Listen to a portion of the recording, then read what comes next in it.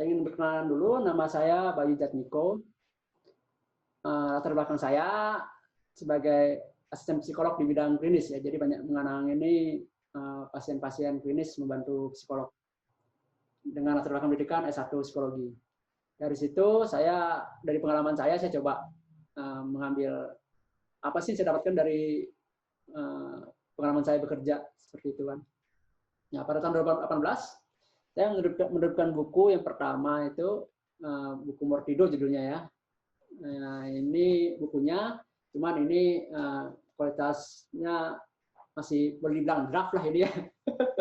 Dan kalau saya tanya sama orang-orang awam yang baca, pusing juga mereka seperti itu. Kalau orang-orang psikologi ngerti, bisa lah kalau baca ini. Kalau untuk orang-orang awam, waduh, keberatan, pusing seperti itu. Itu 18. Nah, saya masih belum publikasikan nih, saya belum terlalu aktif menjual promosi. Saya masih kasih-kasih aja lah seperti itu kan, kasih-kasih aja. Kemudian tahun 2020, 2019-2020, saya memasukkan sebuah artikel ke HIMSI. HIMSI itu adalah kepanjangan dari Himpunan Psikologi Indonesia. Kalau di jadi kayak kumpulan psikolog di Indonesia lah. Nanti kalau di kedokteran itu namanya IDI ya, Ikatan Dokter Indonesia. Sementara kalau di psikologi namanya HIMSI. Nah, HIMSI ini setiap tahun mengeluarkan buku seri. Nah, saya di situ memasukkan artikel yang kemudian diterima oleh rekan-rekan HIMSI. Judul artikel saya adalah Rasa Takut Bukan Bawaan dari Lahir, sebuah revolusi mental. Nah, ini sebetulnya ya jatuhnya ya, boleh dibilang teori saya sendiri, saya kembangkan seperti itu, dan itu diterima oleh HIMSI, dan sebetulnya cukup mengejutkan juga kalau teori saya diterima gitu. Dalam artian berarti boleh dibilang ya secara umum perwakilan orang-orang psikologi cukup responnya baiklah terhadap bidang ilmu yang saya kembangkan seperti itu di buku saya, karena ini basicnya dari buku saya juga teori ini. Gara-gara buku ini artikel saya ini masuk di HIMSI, saya berpikiran mulai memberanikan diri untuk mempromot buku saya lebih lanjut. Oleh sebab itu maka saya buat edisi revisinya yang di 2020 ini yang sekiranya lebih mudah dibaca lah sama kalangan lebih luas seperti itu. Nah, ini daminya udah terbit dan sekarang posisi daminya ada di Ibu Nindi. Nah, itu daminya. Nah, ya, jadi latar belakang mengapa ada dua versi seperti itu. Sebetulnya saya yang pertama sudahlah bilang saja lah seperti itu kan, ada pemikiran bikin buku. Cuman setelah masuk di buku HIMSI ini ya saya jadi berjuang lagi seperti itu, mempromosikan bahwa ini teori bagus loh, dalam artian orang-orang psikologi udah oke loh seperti itu. Ya, kayak saya udah dibilang semangat lah untuk menyebarkan ini, dan dari hasil komunikasi dan Indi pun banyak hal yang sangat menarik yang kita temuin seperti itu, bahwa ini emang sebaiknya dipublikasikan seperti itu. Kira-kira latar belakangnya seperti demikian. Kemudian kita lanjut.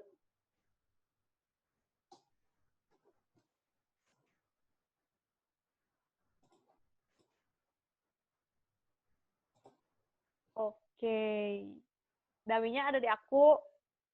Aku baru baca 3 bab. Baru sampai agresivitas. Itu agresivitas sudah selesai? Apa masih dalam on the way? Udah on the way. Udah mau berakhir di bab 3. Karena aku agak kurang waktu sebenarnya, tapi beneran sih kalau misalkan isinya pertama menarik ya. Yang soalnya sepanjang yang saya tahu itu mengenai ketakutan, karena saya bukan orang psikologi sih Mas ya. Jadi wajar kan gitu. Orang-orang kan kebanyakan menyebutkan kalau ketakutan itu adalah naluri dasar gitu, udah dari sononya dan lain sebagainya gitu. Sok monggo dijelasin lebih lanjut gitu. Kalau Nindi bilang teori saya absurd. Tapi berhubung sama ini sama Abah Uci sama Luki Hendrawan, itu fansnya Nindi ngefans sama beliau ya, jadi menarik. Menarik. Soalnya dihubungkan dengan kearifan lokal wisdom. Itu aneh kok nyambung gitu, kok sinkron gitu. Baik, saya lanjut lagi. Ya, jadi kira-kira materinya yang saya cobakan seperti ini. mengenai kesadaran spiritual, yakni consciousness awareness, terus mengenai alam sadar, mengenai alam bawah sadar, mengenai awareness sendiri dan kewaspadaan, terus ketakutan, keserakan, dan yang terakhir dystopia atau utopia. Kira-kira ini materinya seperti ini. Oke, lanjut. Oke.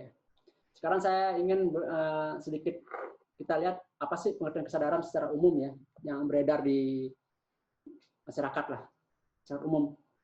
Yang pertama, kalau dari bahasa Inggris, ada dua kata, satu consciousness, satu lagi awareness. Consciousness ini dipopulerkan oleh Freud, Sigmund Freud ya, seorang psikiater, yang psikolog juga, psikiater lah, misalnya dia psikiater, itu tahun 1920. Sementara awareness itu banyak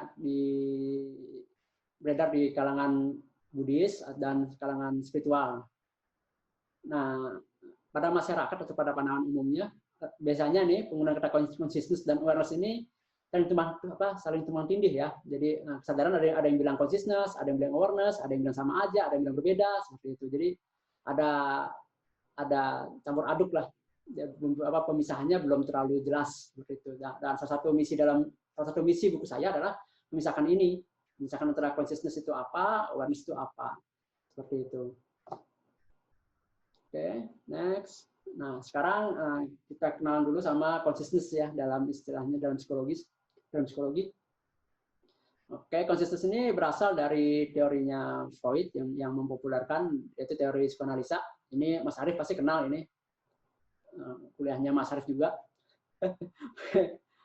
Consciousness itu kalau di teori psikoanalisa adalah alam sadar ya, consciousness. Jadi yang dimaksud alam sadar itu adalah kondisi ketika kita bangun, kita melek, kita sadar, kita bisa mengontrol perilaku kita, itu alam sadar ya. Orang bangun, siapapun yang bangun pasti sadar, kecuali orang yang mengalami gangguan schizofren atau gangguan jiwa, itu nggak sadar. Cuman kalau orang yang lainnya ketika bangun ya boleh bilang dia dalam alam sadar dan bisa melakukan kontrol atas perilakunya. Itu consciousness dalam psikologi. Kemudian di dalam psikologi juga ada istilahnya unconsciousness, ya, ini alam bawah sadar. Ya boleh dibilang alam bawah sadar itu berlaku di dalam semua kondisi, baik tidur maupun bangun. Kalau consciousness hanya ada pada saat kita bangun, sedangkan unconsciousness itu berlaku dalam semua kondisi. Tidur pun consciousness, unconsciousness, kita unconscious, bangun pun sebenarnya kita juga ada dalam diri kita hal-hal yang tidak kita sadari atau unconsciousness seperti itu. Dan bedanya antara consciousness dan unconsciousness adalah consciousness itu alam kontrol, sementara unconsciousness itu alam otomatis. Di situ bedanya. Jadi misalnya gerak refleks itu termasuk unconsciousness ya. Kalau kita kena api, kita kena jarum, kita menghindar seperti itu, nah itu termasuk alam otomatis atau alam bawah sadar. Kita nggak kontrol, tiba-tiba tubuh kita bereaksi sendiri. Itu kalau di dalam psikologis mengenai consciousness. Kemudian kalau awareness yang kita banyak tahu, konsep kesadaran ini banyak sekali dipakai, terutama dipopulerkan ya, diperkenalkan oleh dalam filsafat Buddha, seperti meningkatkan kesadaran, mencapai pencerahan, lepas dari segala kemelekatan. Ini awareness dalam Buddhis. Nah, di Jawa ada konsep eling dan waspada. Biasanya ini dipadankan juga dengan kesadaran. Nah, yang saya menarik adalah mengenai eling dan waspada ini, di mana bisa diartikan bahwa eling terdiri dari dua kata, yaitu eling dan waspada. Eling itu sebagai bentuk mawas diri, dan waspada berarti cermat. Nah, ini berdasarkan saya dapatkan juga dari keterangannya Abah Uci di YouTube-nya, bahwa eling itu bisa diberikan sebagai bentuk mawas diri dan waspada adalah cermat. Seperti itu. Kemudian kita masuk ke posisi kesadaran di dalam psikologi, dalam artian posisi kesadaran yang awareness dulu. Itu sebenarnya di mana sih dan hubungannya apa sih dengan consciousness? Seperti itu. Dari kajian yang saya buat di buku saya,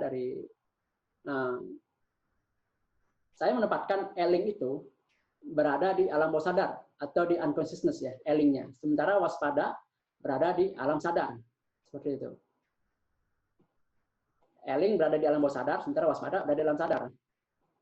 Eling ini adalah sikap, kalau di istilah yang saya gunakan itu adalah sebuah sikap keawasan atau mawas diri yang akan menjadi waspada apabila ada ancaman.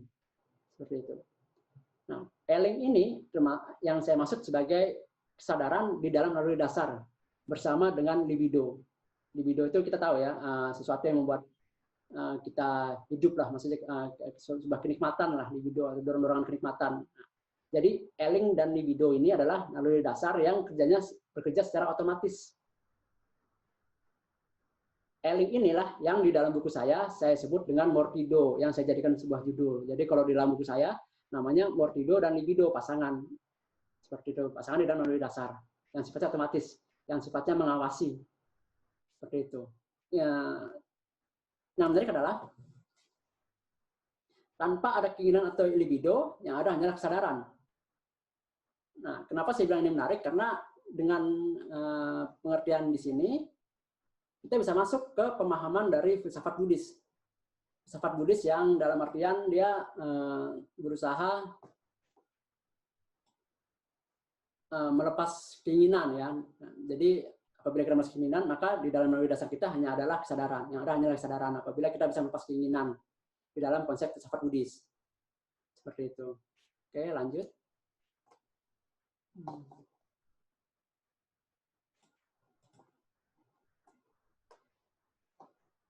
Lantas, apa hubungannya Eling atau kesadaran itu dengan libido?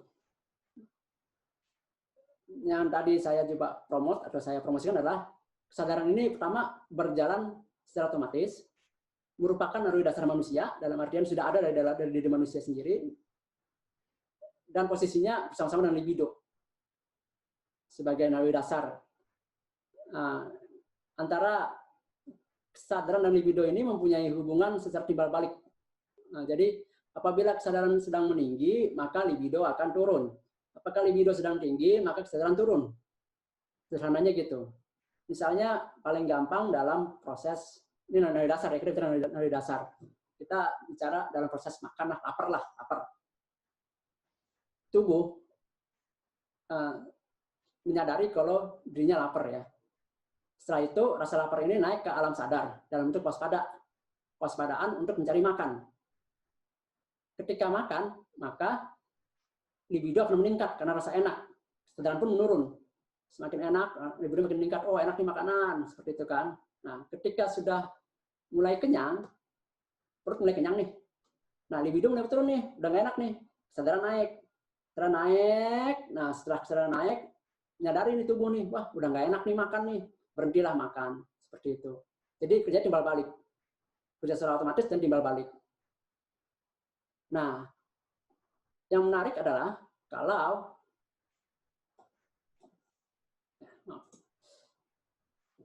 naluri dasar ini bisa mengalami gangguan yang kita sebut biasanya dengan gangguan psikologis atau kejiwaan. Saya kasih contoh, misalnya tadi pada saat proses makan ya, kesadaran kita nggak bagus nih dalam mengamati proses kita, terganggu lah kesadaran kita, dalam artian ada gangguan psikologis sehingga proses makan kita tidak bisa kita hentikan. Tetap makan enaknya nih, walaupun udah kenyang, tetap aja dimakan. Akhirnya mengalami obesitas. Seperti itu. Ini karena kesadaran tidak mampu menghentikan libido. Biasanya karena stres, butuh energi lebih, seperti itu. Nah, jadi makan terus. Nah, inilah, jadi naluri dasar ini terganggu lah, seperti itu. Mengalami gangguan psikologis. Oke. Kita masuk ke gangguan psikologis. Itu sebetulnya apa sih? Nah, gangguan psikologis yang saya ajukan ke HIMSI bahwa induknya atau awalnya atau emaknya, ibunya, gangguan psikologis itu berupa rasa takut. Jadi perubahan pertama dari naluri dasar, gangguan pertama terhadap naluri dasar adalah rasa takut, seperti itu. Kemudian rasa marah. Itu gangguan awal. Jadi kalau selama ini kita tahu, kalau Mas Arief ya mungkin juga tahu, kalau di psikologi ada istilahnya emosi dasar, ada rasa takut, rasa marah, rasa sedih, dan segala macam, rasa senang. Nah, saya masukkan rasa takut ini, sebentar. Rasa takut dan rasa marah ini sebagai gangguan dasar, sebagai gangguan psikologis, gangguan paling awal psikologis, bukan sebagai emosi, bukan sebagai sesuatu yang innate ya, bukan sesuatu yang dari lahir, tapi sebagai sebuah gangguan, itu gangguan dari naluri dasar itu sendiri. Kemudian gangguan psikologis berikutnya yang saya penting dan kita kurang menyadari adalah keserakahan. Keserakahan ini bentuk gangguan tingkat lanjut ya, bukan gangguan awal ya. Bentuk keserakahan ini. Kenapa menurut saya ini penting? Karena ya pengaruhnya ke peradaban sekarang ya cukup merusak ya. Berarti karena keserakahan ini nggak disadari sudah jadi budaya, kita nyebutnya budaya konsumtif, malah menjadi budaya ya, dalam artian udah jadi kebiasaan yang kita merasa wajar lah kalau saya belanja banyak, wajar lah kalau saya konsumtif, seperti itu. Jadi tapi udah budaya, makanya bahaya seperti itu. Manusia pada dasarnya ketika baru lahir ya memiliki eling dan waspada atau eling atau wasadaran dan dorongan libido yang terbebas dari gangguan psikologis. Itu dasarnya, karena naluri dasar ya ketika baru lahir ya sehat-sehat saja, bebas dari gangguan psikologis, naluri dasarnya bekerja dengan baik, seperti itu. Sekarang kita coba lihat lebih dekat lagi, takut dan marah. Takut dan marah ini saya kategorikan sebagai gangguan psikologis paling awal tadi yang saya bilang, induknya gangguan psikologis. Nah, jadi bagaimana sih sederhananya? Yakni yang saya katakan tadi, kalau eling itu kan berada di alam bawah sadar ya. Ketika ada ancaman, dia akan naik ke alam sadar dalam bentuk sikap waspada. Eling dan waspada, makanya jadi satu. Kalau orang Jawa bilang jadi satu ya, eling dan waspada, karena ini terkait. Jadi mawas diri itu eling, ketika ada informasi yang perlu diwaspadai, ya dia akan naik jadi waspada. Hanya saja, ada situasi-situasi tertentu yang membuat orang itu tidak muncul sikap waspadanya, jadi tapi malah takut. Seperti itu. Tapi malah rasa takut. Seharusnya yang sehatnya adalah eling menjadi waspada ketika ada ancaman, karena ada gangguan, udah berubah menjadi gangguan, maka ancaman itu disikapi dengan rasa takut. Jadi waspada dan takut itu beda, seperti itu. Yang sehat adalah perilaku waspada, yang tidak sehatnya adalah perilaku takutnya. Jadi kalau ada orang bilang kita harus waspada dulu, kita harus takut dulu baru bisa waspada, nah ini kebalik. Nggak bisa dulu takut dulu baru waspada, nggak akan bisa, seperti itu. Nah kemudian rasa takut ini kan muncul nih ya. Nah, habis itu berusaha disalurkan dalam bentuk agresi.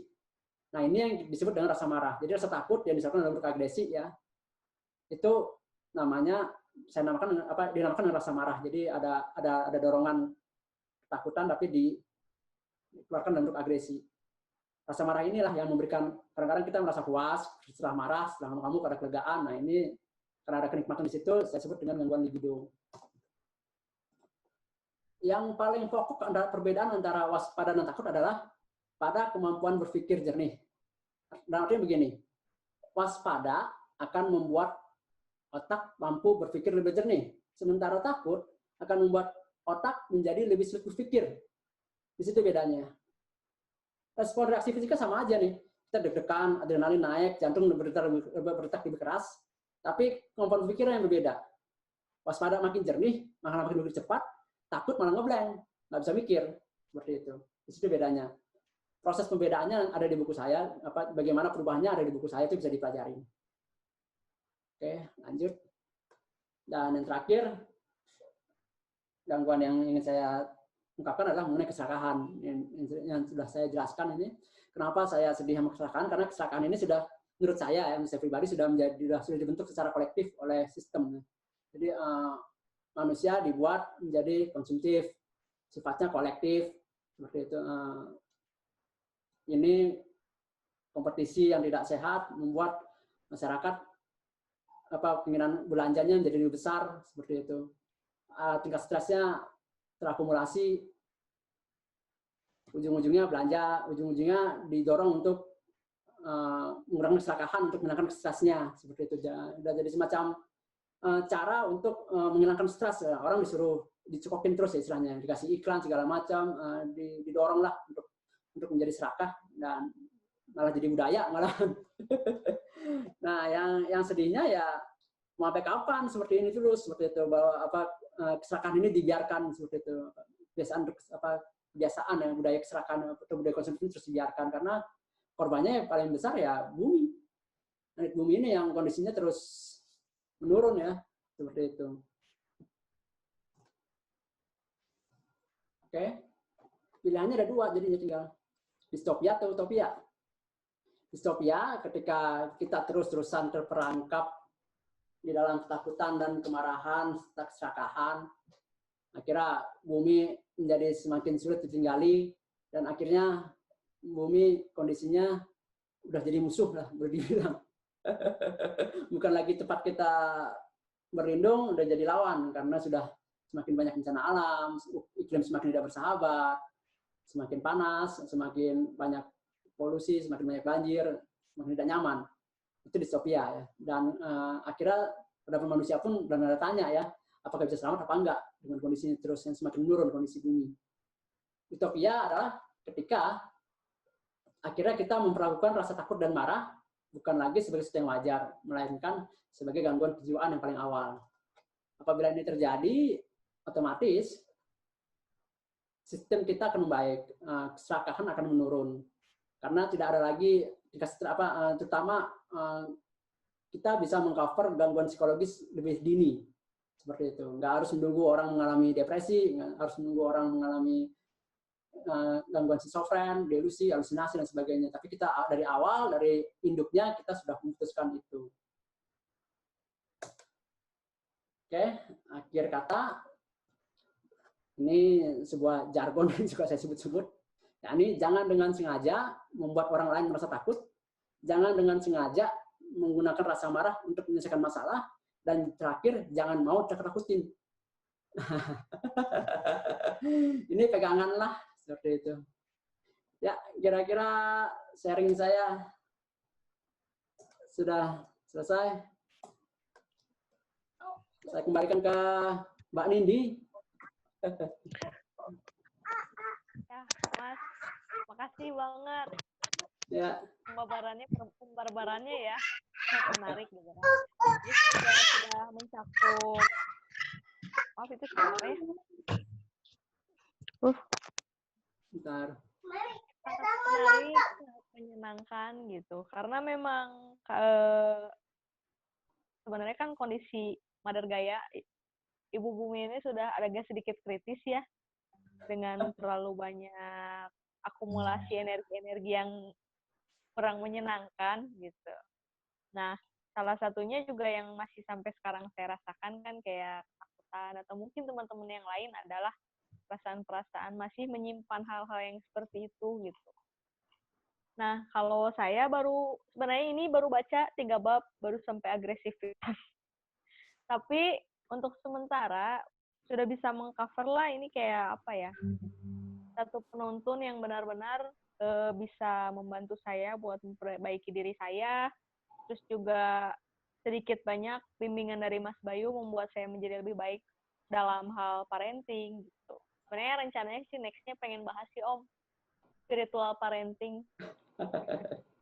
Tapi kan mulainya dari kita dulu ya, maksudnya rame-rame yuk kita hilangkan si induk dari gangguan kejiwaan ini gitu, menuju ke peradaban yang benar-benar yang disebut ascending atau pencerahan, kembali lagi lah ke zaman-zaman pencerahan yang menyenangkan aja. Barangkali kalau misalkan ada rekan-rekan yang lain ada pertanyaan atau ada pendapat, silahkan